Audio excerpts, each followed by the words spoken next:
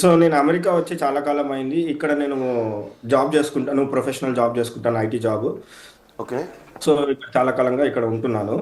హైదరాబాద్లో నేను చదువు పూర్తి చేసుకొని జాబ్ చేసుకొని బీటెక్ ఇన్ కంప్యూటర్ సైన్స్.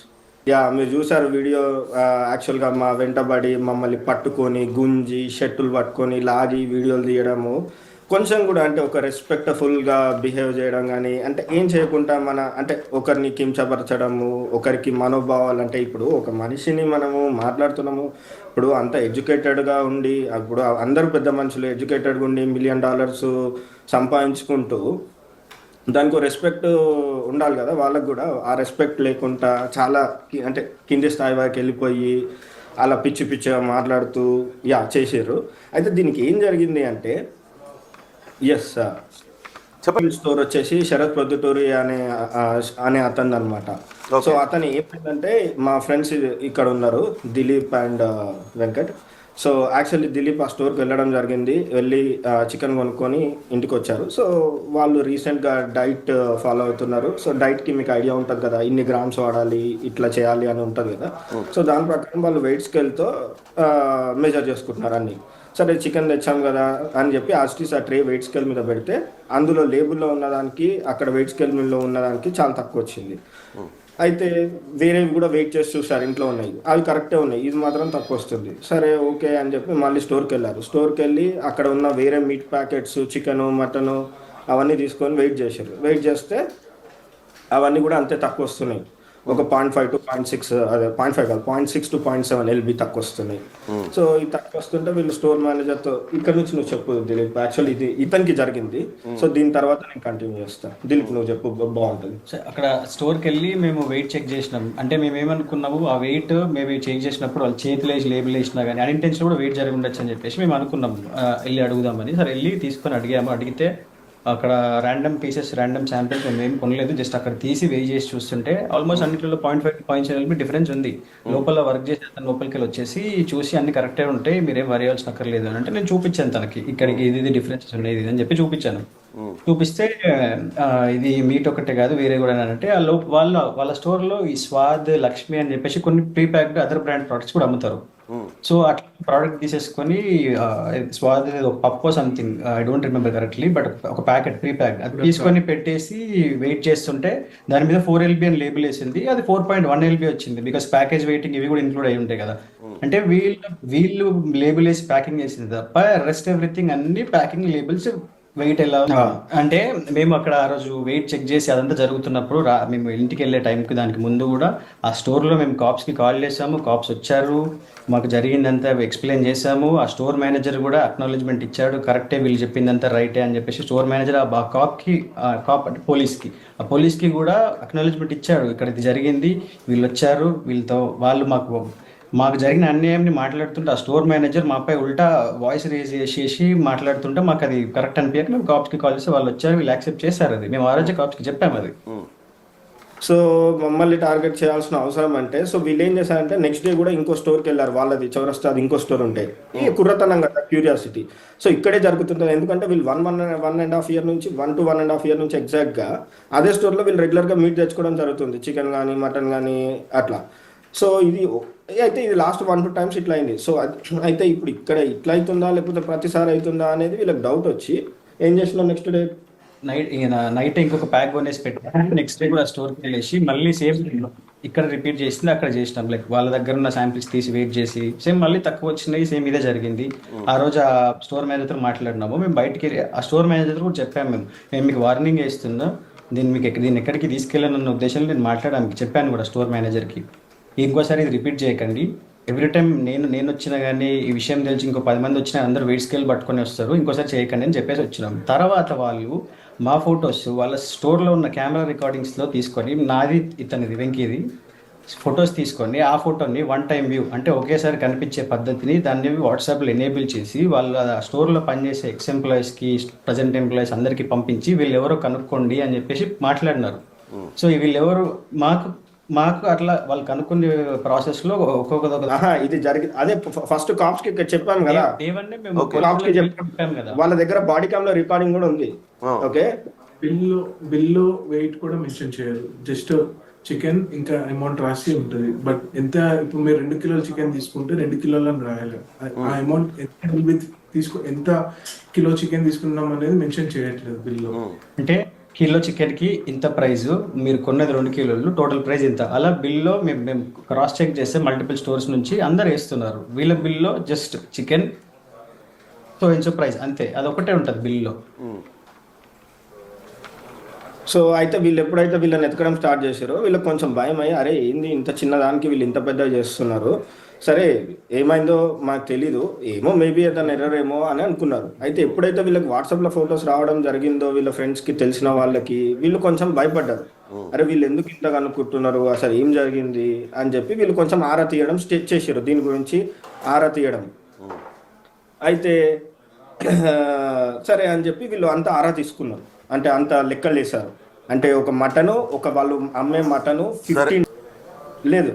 మా దగ్గరికి వచ్చిన కాప్స్ వాళ్ళు ఏం చెప్పారు మాకంటే, దీన్ని లైసెన్సింగ్ డిపార్ట్మెంట్ వాళ్ళు డీల్ చేస్తారు, మేము ఇక్కడ జరిగిన ఇష్యూ కొంచెం దాని గురించి డీల్ చేయడానికి వచ్చామని వాళ్ళు చెప్పారు. లైసెన్స్ డిపార్ట్మెంట్ చెప్పమని చెప్పారు వాళ్ళు. నేను అప్పుడు కాప్ని అడిగాను, మీకు బికాస్ ఇక్కడ అంతా చెప్పి మేము మీకు ఎక్స్ప్లెయిన్ చేసి చెప్పాము, వీళ్ళు నిజంగా ఇంకో దగ్గర చేస్తుంటే వీళ్ళు ఆల్రెడీ మళ్ళీ కరెక్ట్ చేసుకుని రెడీగా ఉంటారు కదా వాళ్ళు ఆడిటింగ్కి వచ్చినప్పుడు అని. అంటే ఇప్పుడు కాకపోతే నెక్స్ట్ టైం దొరుకుతారు అని చెప్పేసి కాప్ చెప్పాడు. అది తెలీదండి, అది మాకేం తెలీదు. మాకు వాళ్ళు కంప్లైంట్ ఇచ్చిండ్రా ఏం చేసిండ్రా మాకు తెలీదు. కాప్స్ని ఆ రోజు ఆ ఇష్యూ సంఘటన జరుగుతుంటే పోలీసులను పిలిచింది మేము. ఎందుకంటే ఒకటేసారి 15-20 మంది వచ్చి మా మీద అరుచుకుంటూ మమ్మల్ని ఇట్లా బ్లాక్మెయిల్ అంటే మాకు అసలు ఏం అర్థం కాలేదు. బ్లాక్మెయిల్ ఏంది, ఎవరు వీళ్ళు, ఏంటి అనేది మాకు ఏం అర్థం కాలేదు. శరత్ చాలా క్యాజువల్గా మాట్లాడి, ఓకే ఇది సెటిల్అప్ చేసుకుందాము, నా బిజినెస్ డ్యామేజ్ అవ్వద్దు, మీరు వీడియోలు తీశారు అని చెప్పి తనే షరత్. సో అది నేను కాదు. సో అది చెప్తున్నా, దానికి ముందు ఒక సంభాషణ జరిగింది. ఆ సంభాషణ బేస్ చేసుకొని వాళ్ళు ఎట్లా కావాలో అట్లా ఆ కాల్ని ఎడిట్ చేసారు. మీరు ప్రతి ఒక్క కాల్ని చూస్తే వాళ్ళ కాల్ని వాళ్ళకి అవసరం ఉన్నట్టు కట్ చేసి వేసుకున్నారు. వాళ్ళకి ఎంతో ఓకే శరత్ నాకు మంచి ఫ్రెండ్, ఓకే అతనితో సన్నిహితం లాస్ట్ 3 years నుంచి ఉంది. 2022 సెప్టెంబర్ 2 years, 2.5 years అనుకోవచ్చు. 2022లో నుంచి ఆయనతో సన్నిహితం ఏర్పడింది. ఓకే 2021లో ఒకసారి కలిసినాను, తర్వాత 22లో ఒక 3-4 times కలిసి సన్నిహితం ఏర్పడింది, మంచిగా అయింది. ఆయన ఈ బిజినెస్ లాంటి బిజినెస్లు ఎక్కడైనా పెట్టుకుంటా అంటే హెల్ప్ చేస్తాను, ఫ్రాంచైజీ ఇస్తాను, మనము చేద్దాము అని చెప్పి ఒక సంభాషణ జరిగింది. జరిగిన తర్వాత నేను ఈ ఫ్రిస్కో దేశీ చౌరస్తా ఏదైతుందో అందులో పార్ట్నర్షిప్ ఇస్తా అని ఆయన చెప్పడం జరిగింది. సో చెప్తే దానికి తగ్గట్టు ఆ ఫ్రిస్కో చౌరస్తాలో నేను పార్ట్నర్షిప్కి డబ్బులు ఇచ్చినాను, నాకు అగ్రిమెంట్ చేసిండు, అన్నీ చేసినాక డబ్బులు తీసుకున్నాక 3 monthsకి పార్ట్నర్షిప్ క్యాన్సిల్ చేసిండు, సేయింగ్ దట్ ఈ ఫ్రిస్కో స్టోర్ అనేది నా మెయిన్ స్టోర్ అవుతుంది, ఇక్కడ నుంచి అన్ని ఫ్రాంచైజీ వెళ్తాయి అన్ని స్టేట్స్కి. సో ఫ్రాంచైజీ నుంచి వచ్చే ఇన్కమ్ ఈ స్టోర్కే వస్తుంది, కాబట్టి ఈ స్టోర్కి వచ్చే ఇన్కమ్ నువ్వు పార్ట్నర్ ఉంటే నేను నీకు ఇన్కమ్ ఇవ్వాల్సి వస్తుంది, కాబట్టి నేను నీ పార్ట్నర్షిప్ క్యాన్సిల్ చేస్తున్నా అని చెప్పి డబ్బులు తీసుకున్నాక 3 నెలలకి చెప్పిండు. నేను నవంబర్లో డబ్బులు ఇచ్చినాను, ఆయన ఫిబ్రవరిలో ఈ మాట చెప్పడం జరిగింది. లేదు వీళ్ళు ర్యాండమ్గా వెళ్ళారు. వీళ్ళు స్టోర్కి వెళ్ళిన విషయం నాకు తెలీదు, ఇదంతా జరుగుతున్న విషయం నాకు తెలీదు. వీళ్ళు ఎప్పుడైతే వాళ్ళు వాట్సాప్లో వీళ్ళ ఫొటోస్ పంపించి వీళ్ళ డీటెయిల్స్ కనుక్కోవడం స్టార్ట్ చేసిరో వీళ్ళకి భయపడి దానికి సంబంధించినదంతా వాళ్ళు అనలైజ్ చేసుకొని, అరే ఇదేదో పెద్ద స్కామ్ లాగానే ఉందే, అందుకే వీళ్ళు మన కోసం వెతుకుతున్నారు. సరే ఒకసారి రోహిత్కి, అంటే వీళ్ళు నా ఫ్రెండ్స్ కదా, నా ఫ్రెండ్స్ అందరికి తెలుసు శరత్ నాకు తెలుసు అని. సో రోహిత్కి శరత్ తెలుసు కదా అని ఒకసారి మాట్లాడదాం రోహిత్తోని, ఒకవేళ అవసరమైతే రోహిత్ శరత్తో మాట్లాడతాడు, అసలు ఏంటి అనేది తెలుసుకుంటారు అని చెప్పి నాకు చెప్పడం జరిగింది. చెప్తే నేను యాజ్ ఇట్ ఈజ్ శరత్కి మెసేజ్ చేసి వీ హ్యావ్ టు డిస్కస్. ఎందుకంటే డిసెంబర్లో కూడా ఒకసారి కలిసిన, December 5th, ఎందుకంటే నాకు ఆ పార్ట్నర్షిప్కి సంబంధించినవి ఇంకా కొన్ని మనీ రావాలి రిటర్న్స్, ఆ మనీ రిటర్న్ రాలేదు. దానికోసం రెగ్యులర్గా ఆయన కాల్ చేస్తున్నా, నేను 10 times చేస్తే ఆయన ఒక్కసారి రెస్పాండ్ అవుతాడు. Most of the times he doesn't respond because he has to give back, అంటే ఆ మనీ నాకు ఇవ్వాల్సి వస్తుంది కాబట్టి ఆయన కాల్ ఎత్తాడు. యూజువల్లీ నేను మెసేజెస్ పెట్టి అలసిపోతాను. సో మొన్నటిసారి ఇది టాపిక్ ఉంది కాబట్టి నేను మెసేజ్ చేసి వీ హ్యావ్ టు డిస్కస్ అని చెప్పి మెసేజ్ చేసి వెళ్ళి ఫస్ట్ నా దాని గురించి మాట్లాడి, తర్వాత అన్న ఏంది ఇది ఇట్లా మరి మీ స్టోర్లో ఏదో మోసం జరుగుతుందంట, మరి ఏంది ఇది అని అన్నా. ఒకటి చిన్న కేసు ఉంది, అది ఫ్యామిలీకి సంబంధించింది, ఓకే అది నా పర్సనల్ లైఫ్, ఓకే అండ్ అది నేను యూఎస్లో ఉన్నప్పుడు అది ఇండియాలో జరిగింది. ఆ కేసుకి లీగల్గా ఆ కేసుకి నాకు సంబంధం లేదు. యూఎస్లో ఉన్న వాళ్ళు, ఇప్పుడు నేను ఇక్కడ ఉన్నా అండి, ఇప్పుడు నేను ఇక్కడ ఉండి ఇప్పుడు ఎగ్జాంపుల్ దిలీప్ ఉన్నాడు పక్కన, దిలీప్ని ఇక్కడ కొడతా, ఇప్పుడు దిలీప్ ఇండియాలో కేసు పెడితే నడుస్తుందా? మీరు చెప్పండి, దిలీప్ ఇండియాలో కేసు పెడితే నడుస్తుందా? సో అలాంటి కేసు అది.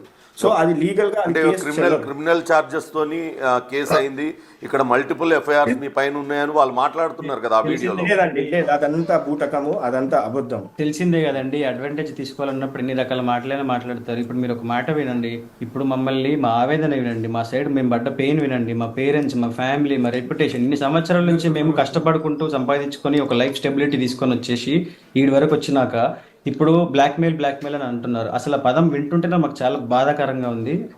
ఇంకొకటి, ఇప్పుడు అక్కడ తెలుగు వాళ్ళు అని చెప్పేసి ప్రొజెక్ట్ చేస్తున్నారు కదండి, వాళ్ళు మోసం చేసేసి వాళ్ళ దగ్గర కొన్ని కస్టమర్ తెలుగువారు కాదా అండి?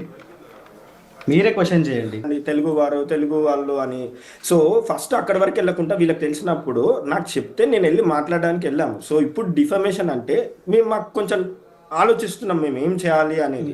మేము కూడా ఈ తెలుగు వారిని కాపాడడం అనే ఉద్దేశం ఉంది కాబట్టి మేము ఇప్పుడు వెళ్ళి ఒక లాయర్ ఇక్కడ లైసెన్సింగ్ డిపార్ట్మెంట్ ఎవరికో పెడితే ఈ న్యూస్ అనేది అమెరికన్ మీడియాలో వస్తుంది, దాన్ని ఎలా పోర్ట్రే చేస్తారు, భారతీయులు వాళ్ళ స్టోర్లో ఇలా చేస్తారని చెప్పేసి కంప్లీట్ మన భారతీయులని మన దేశం మీద ముద్ర పడుతుంది ఇది. అలాంటి ఎస్, ఎగ్జాక్ట్లీ. నాకు ఆ కౌంటర్ క్వశ్చన్ ఉంది. ఇప్పుడు మీరు ఆ వీడియో చూస్తే రఘువీర్ అనేటాడు మీరు స్టోర్లోకి వెళ్ళి తనిఖీలు చేస్తారు, నువ్వు డిపార్ట్మెంట్ అది ఇది అని అడిగిండు.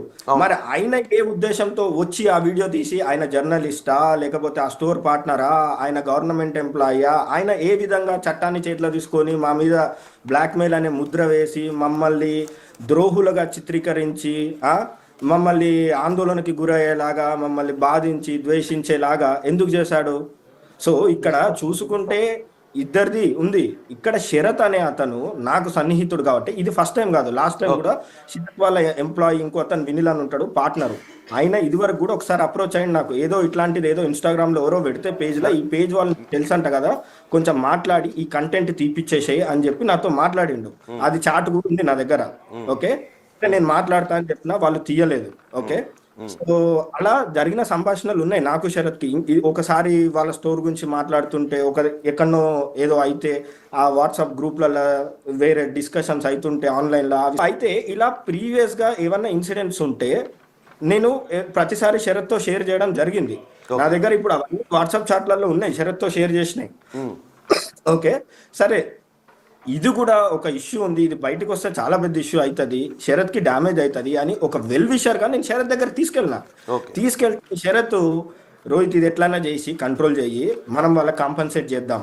ఓకే, వాళ్ళు ఎన్ని కొన్నారో ఎన్ని బిల్లులు ఉన్నాయో చెప్పు, వాళ్ళ దగ్గర ఉన్న బిల్స్ అన్ని మనము డబల్ చేసి ఇచ్చేద్దాము, డబల్ కాకపోతే ట్రిపుల్ చేసి ఇద్దాము అన్న. అన్న ఏముంటాయి అన్న, ఎవరి దగ్గర బిల్లులు ఉంటాయి, 1 yearవి 1.5 yearవి అట్లా బిల్లులు ఉండవు అని అన్న. అని అంటే సరే రోహిత్, ఏదో ఒక మ్యాజిక్ నెంబర్తో మనం చేసేద్దాం, ఇది నువ్వు వాళ్ళతో మాట్లాడి సెటిల్ చెయ్యి అని శరత్ తీసుకొచ్చిన ఆఫర్ ఇది. ఓకే, సో అది నేను చేసింది కాదు, మేము బ్లాక్మెయిల్ చేసింది కాదు, ఏం కాదు. కాంపన్సేషన్ కి శరత్ వచ్చి ముందుకొచ్చి శరత్ మాట్లాడింది. ఎందుకంటే ఇక్కడ ఒక మాట మాట్లాడింది శరత్, అరే ఈ వీడియోలు పెట్టుకొని నన్ను కావాలని ఫ్రేమ్ చేసి, ఎందుకంటే ఈ స్కామ్ బయటికి వస్తే ఇది చాలా పెద్ద స్కామ్. ఓకే, ఇది $1 million స్కామ్ పర్ యానం.